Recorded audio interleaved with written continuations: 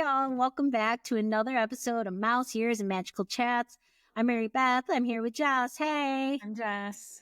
Yeah, just Jess. But Jess is a DVC member. She was texting about DVC stuff the other day, and I find it incredibly confusing, and DVC math is confusing to me. So we thought it would be awesome to do an episode of really what is it, like DVC 101. So just kind of take us through, like, what is this? How does it work? And in classic Jess fashion, I do want to start with a caveat that, like, I don't speak for DVC. I don't speak for Disney. I am Jess. I am a DVC member. We have been Jason and I joined DVC in 2018, so we have been DVC members for not 7 years yet because we joined at the end of 2018. And so this is just kind of like what I know and understand as of this moment in time as a member and as someone who did a lot of research. You know, I think a lot of people who join DVC do a lot of research. So it's complicated, and there are probably things that, like, my understanding is slightly off. It's not going to be like horrifyingly wrong, but it might be a little bit off. So not Bible, but like friends chatting as we do on this podcast. So DVC it's a membership in a vacation club. It's a Disney vacation club. And it's a points-based system. It's kind of like a timeshare. A lot of DVC members will say, this is not a timeshare. I don't do timeshares. It is different than a lot of other brand name timeshares, but you're basically prepaying a chunk of your vacation for, in Disney's case, up to 50 years. And there are a bunch of kind of little things that come with your membership, but primarily you're looking at the resort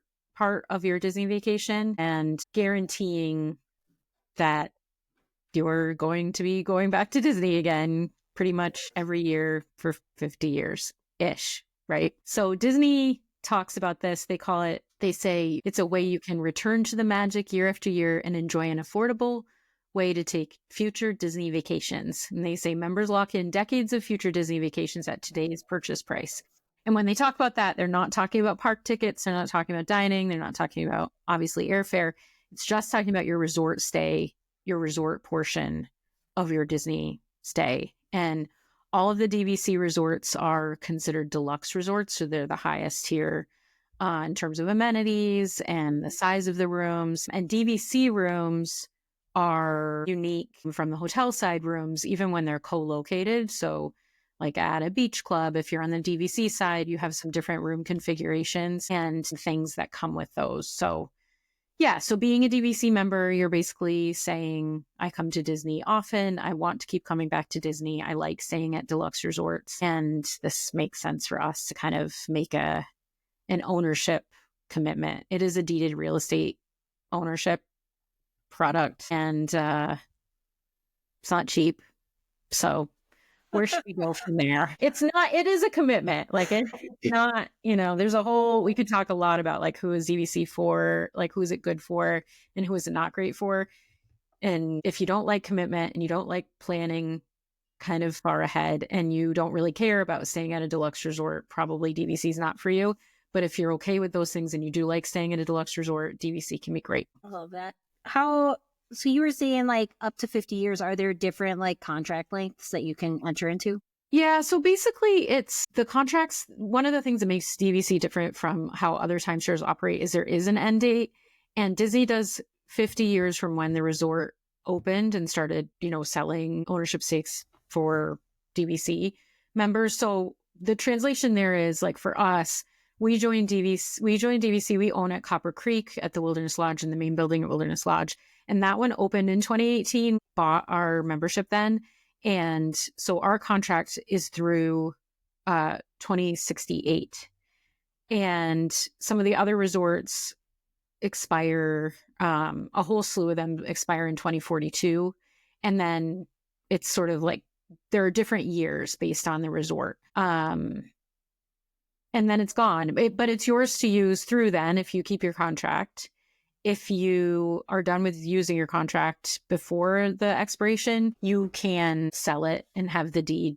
The deed would be going to the new owner, and they can use it. If you die before your membership's over, it's something that can be passed through your estate to someone that you designate to your heirs. We actually have 2 contracts in our family. And so in theory, we could pass a contract on to each of our kids if they were both interested in that, or if that's what we chose to do. Yeah. Or you can sell it. But it was a selling point for us.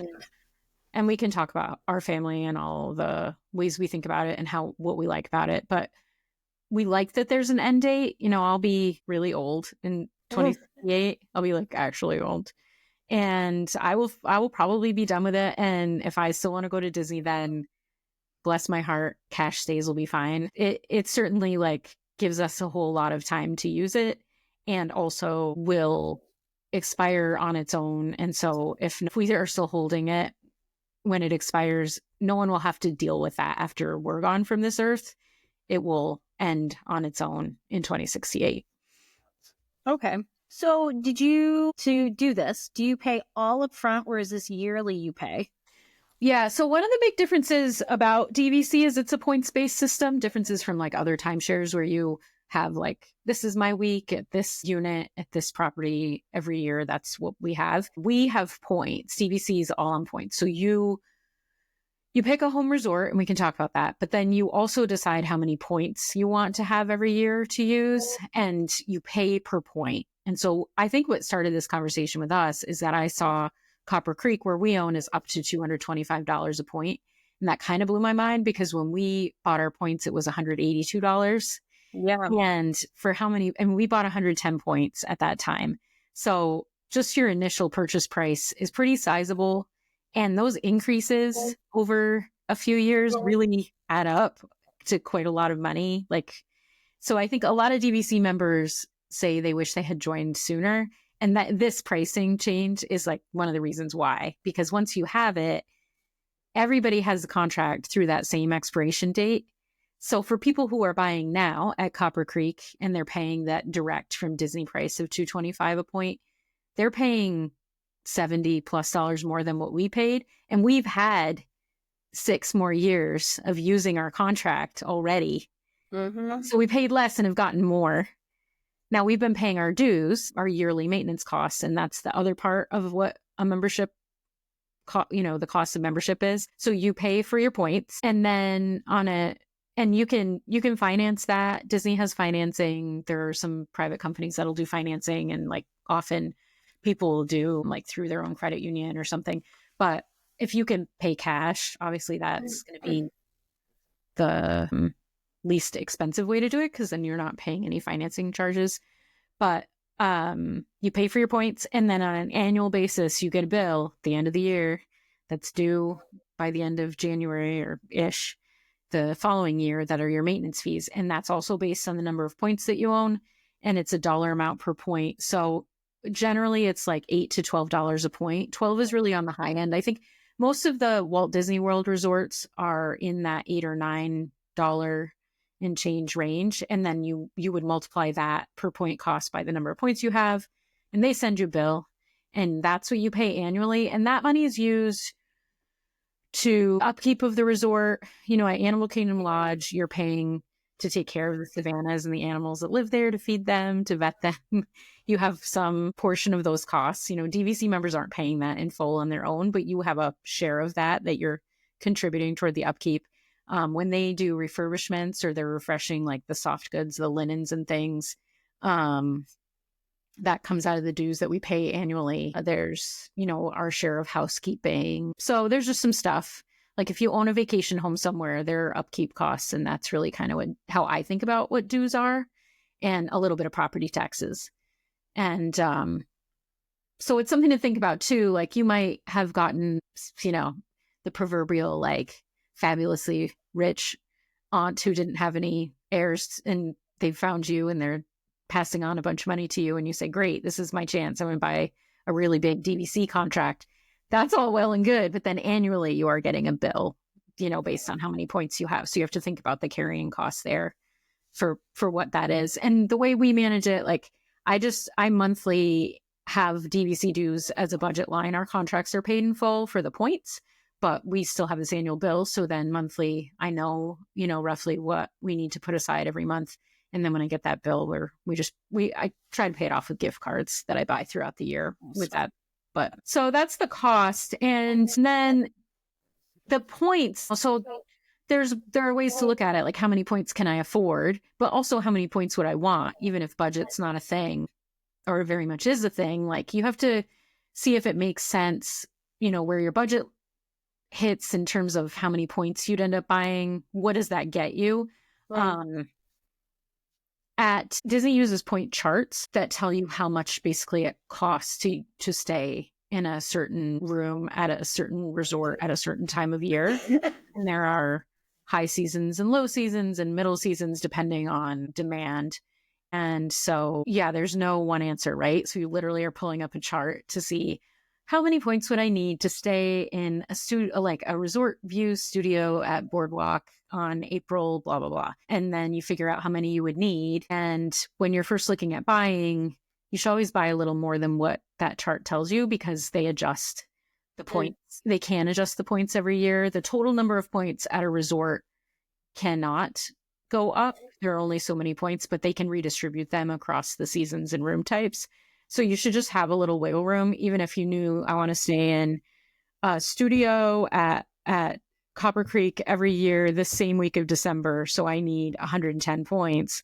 You should probably buy 125 really at a minimum to have the wiggle room for if they keep seeing, oh, December's really popular, we're going to make a little more expensive that week and a little less in March or whatever, as they look at how crowds move and try to balance it out.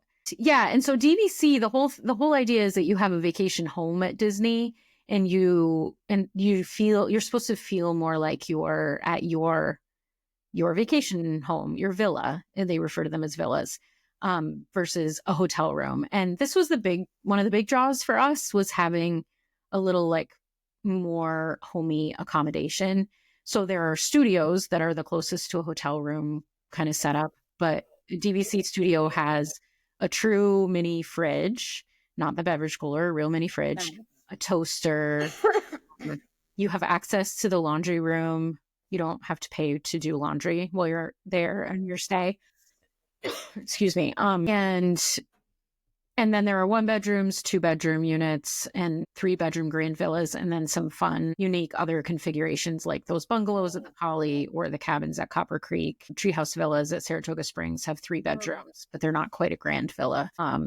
And all of those have full kitchens. They have washer and dryer to do your clothes laundry in the unit itself. Oh, that's amazing. Yeah, it's awesome. It's great. And so that kitchen and laundry for us, like weirdly, I know nobody wants to do laundry on vacation until they've done laundry on vacation. And go home with clean clothes. So great to have that option. You can pack less when you have little kids or whatever, like gross weather, to be able to like dry your clothes, dry your shoes right in your room. Just nice. Yeah. And we love having the kitchen. We've talked about that, but it really makes a difference if you have any kind of like, yeah, if it's just better for your body to eat home food for part of your vacation, it's really nice to have. And we have found through having DVC that we really like to travel with other people and like bring extended family or travel with friends. And you can stay in a 2-bedroom with DVC points and it's much more affordable. It's like a tricky word, right? Because we paid for our points. But it's much like it would be very expensive to pay cash for a 2 or 3-bedroom. That would probably be out of range for our family for a week. But we can use our DVC points and invite friends to come with us or family members to come stay with us. And then it's a more affordable trip because the points are covering that. And then, you do your flights. But it just takes, it is the way Disney talks about it, right? For how it feels to us in our use of it. Because our contracts are paid off, it does feel like they say an affordable way to take future Disney vacations because you're paid for our hotel. It's done. Good. Yeah. Nice. So those points that you got, like say you got the 110 or 125, every year you have that same amount to use. Yeah, exactly. So we have an account and I don't want to talk about use here, but everybody as a member, you get a month that's like your month that your points replenish. Okay. And that kind of starts your Disney year with those points. And so our year starts in June. So on June 1st, our our account is replenished with our points for that year. And we bought our first contract direct. That was the 110 points back in 2018. And then we did add on, this is like a very common tale among DVC owners, that they get their DVC and they use it for a few years or once, and then they want to add more points because they're like, this is great, we need more points. We realized pretty quickly, and I just kept watching the resale prices, and I was watching for a contract that would exactly match what we have. So the same June Copper Creek, we just wanted like more. And we added more points on the resale market in 2021, and a little more than doubled how many points we have that way. And when you buy resale, you are not eligible for some of the benefits that only members who have a, blue card. You used to get an actual membership card that was like a hard plastic card that was blue. If you bought your contract directly from Disney, you had a blue card, and that meant you were eligible for some of the extra benefits as a direct member. So there are some restrictions and some things when you have resale points that you're not eligible for. Because we have a mix, we are eligible for the extras, but there are some ways that I can't use my resale points my direct points, I can do all the things with them. My resale points, for example, I can't use at Riviera. And there are a lot of like intricacies to that. But we saved a bunch of money on the per point cost. The dues are the same no matter how you purchase your points, but it was a lot less expensive to buy the resale points. So it gave us just a little more to use. And then we don't, no one else, the only person who feels any of those differences is me as the managing the points and the contracts. When we go to Disney, we just stay at Wilderness Lodge, and they don't treat you any differently while you're there. And no one in our family is aware that anything's different about how we're using our points, but we did save a bunch of money. That's awesome. What are those extras that you're talking about? Yeah. So for direct members right now, they've also increased the minimum that you have to have for direct points to be eligible for those membership extras. I don't remember exactly what they call them. It might be membership extras. It might actually be that. So now if you were buying in today, it's a minimum 150 points to be eligible for this, and you'd have to buy them direct from Disney.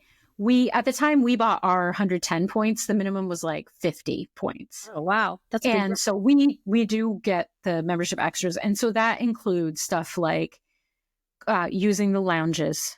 There's a DVC lounge at Epcot. There's one at Disney Springs. There's about to be one at Magic Kingdom. I think increasingly we're seeing those. I would not buy a direct membership for lounge access, although I love to go up there and be like, I have a lounge, And there's a there once. That's fancy. Yeah, there's a Coke freestyle machine. There are snacks. There are chairs. You can plug your phone in. There's not even a bathroom up there, you guys. It's not worth, this is not a deciding factor thing. This is like a nice, if it works for you thing. You also get some discounts on most table service dining restaurants. It's like a 10% discount. There's a merchandise discount in the parks. There's some merch that you can buy if you're a DVC member. Like there's going to be Spirit jersey and, all the Disney things that happen. There's like a DVC version of that if you're a DVC member, you can buy them. They have members only cruises. There's a river cruise coming that's like going to be open to DVC members. And usually the way they do that is you have to use points for one person, and it ends up making it actually pretty expensive compared to the cash price of these things. The members only cruises, by all reports, I have not been on one, they're amazing. And they bring on like phenomenal speakers and all kinds of cool swag and lots of like Disney history stuff. Like they'll have Jodie Benson on and some of the animators, and they're really fantastic, but you're still paying for that. It's not like you're getting it. You're just getting access to a thing that you can do, another option. The big one, Moonlight Magic events. This is like they have half a dozen of these throughout the year at the parties. They're after hours parties only for DVC members and their guests. And they give you tickets for snacks and unlimited Mickey bars and some bottled drinks. And they always have like cool, unique characters there, and attractions are open, and there's next to no waiting for any of that stuff. And people love these. I got to do the one at Epcot last year and it was fantastic. I would love to do another one. I'd love to do one at Hollywood Studios, but we'll see. And the big thing though, that has like a number to it that could be part of a decision here is that as a DVC member, you can buy the Florida resident annual pass. Oh. So it's a very discounted, it's a discounted annual pass for Walt Disney World. So we can buy it's the Sorcerer Pass that's available only to Florida residents and DVC members. And so the price for it, like as we're recording on that, is $10.79 for the initial purchase. And what we would have to buy as an out-of-state resident, what I would have to buy if I didn't have that is the Incredi Pass, which is $15.49. So it's $470 savings per person. And like, what would you say? That's a big difference. That's like maybe like 2 to 4 trips in the park, depending on the price that day. Yeah. And it depends because so last year we bought annual passes for our whole family in January of 2024 because we had our family trip in January and we knew we had one more trip coming in April adjacent to the conference. And then we decided because we had 12 months to use that pass, the math made it so that it made sense for us to move our January 25 trip up a little bit to fit a third trip for the whole family on those same passes. So the April trip wasn't a week of park days, but we got 3 trips out of the discounted annual pass. It was absolutely a big savings for us. Yeah. And even if we had gone twice, I think the math would have made sense because it's the Sorcerer Pass and not that Incredi Pass. Yeah. You really have to do the math on this stuff, and then when you renew an annual pass, you save a bit. So if you are people who go to Disney multiple times a year, the annual pass savings are nice. And that's one of those direct members only benefits. But I would say like the big thing about DVC is the accommodations. It's having a suite with a little more space to stretch out, especially if you are a family that's bigger than 4, whatever that looks like. If you travel if multi-generational, if you have more than 2 kids, if whatever the configuration is in your travel party, it is hard to find a hotel room that it comfortably and affordably fits more than 5 people. 5, there are minimal choices. And you can book a lot of the DVC suites as cash stays, but they're pricey. And that's fine. For us, we wouldn't be able to do it. We would never be staying in a 1 or 2 bedroom, especially not yearly, if we didn't have DVC. Yeah. Yeah. We bought someone's DVC points, so we're staying at Boardwalk. But it's the first time I've stayed in a deluxe in general because financially it just always made sense for a moderate or a value. Yeah. Yeah. And there are great moderate and value resorts, and you can get great deal on a cash stay at a deluxe resort. So, I think there are a lot of considerations. I think a big thing that we haven't talked about that is a huge factor in DVC membership is that when you book your stays, your window for booking as a DVC member, you can book your home resort at 11 months from your check-in date. And DVC people are planning that way. Like they're thinking ahead. So you can book anytime, but the availability goes down, as you get closer to whenever you want to be there. And you can only book your home resort at that 11-month mark. And then once you click into the 7 months from check-in, you can book any of the DVC resorts with your points. You can use your points anywhere. Your home resort is giving you first dibs on staying at that specific property. So we own at Copper Creek. If we know we like to go in January every year, I know in February, the year before, I'm on at 8 a.m. at 11 months before our desired check-in, and I'm trying to book the room we want. And we book it. And then if we, like this last trip, I don't own at Boulder Ridge, but we wanted to try that out instead of Copper Creek. So I booked Copper Creek at 11 months for our dates, just so I would know we had a place that we were good to go for this trip.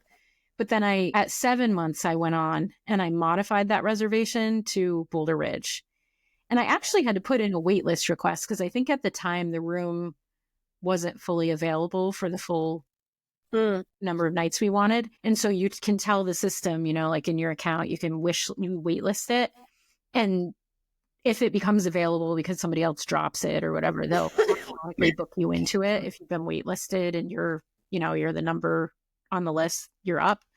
But I can stay anywhere on my points. We've stayed at the Poly only one night, but we have stayed at the Poly. But we bought at Copper Creek because we love Wilderness Lodge and we tend to use our points where we own them. And we've stayed at Animal Kingdom Lodge at Kidani Village using our points also.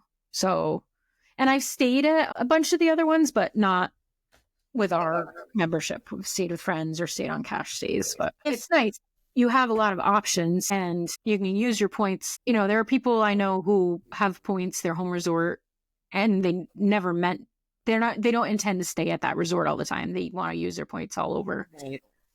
And you can do that. You can't, it doesn't make sense. There's a way you can do it, but it doesn't make sense to use your points on the hotel sides. It's like a conversion and it's better. You're better off just paying cash for cash.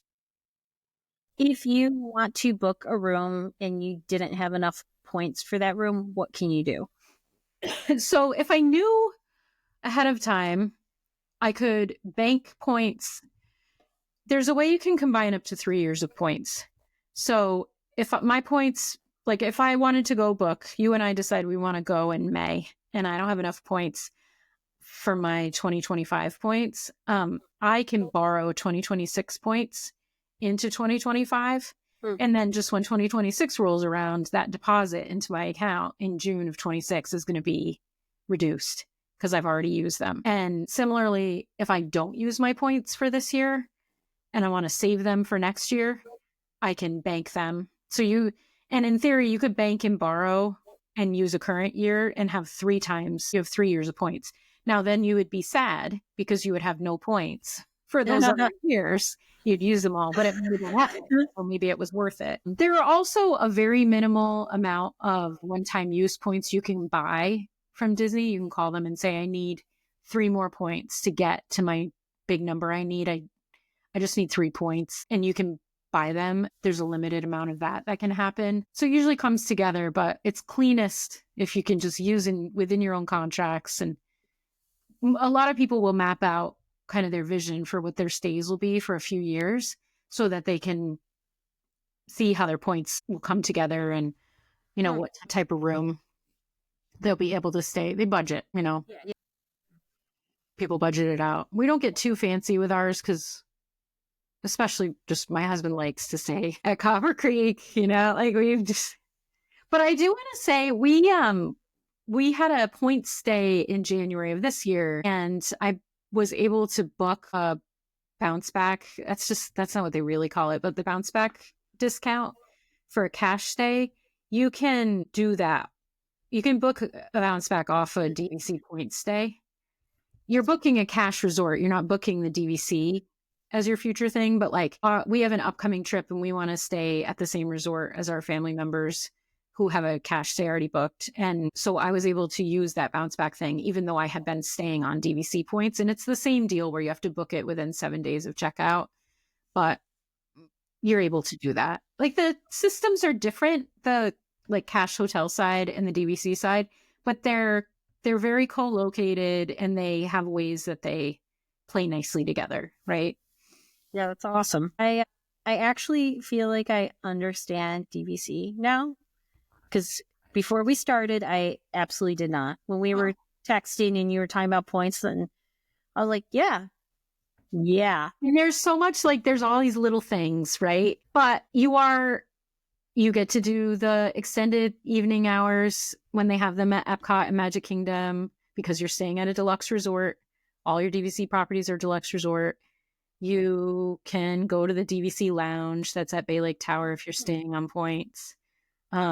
So it is a club, but it's mainly about kind of locking in your intention to keep going back to Disney and having access to those DVC resorts. I love it. I'll always go back. I love the DVC resorts. I want to stay at all of them. Have not stayed at all of them. I really want to stay at Riviera, but I feel like my 235 points, I don't know that I can.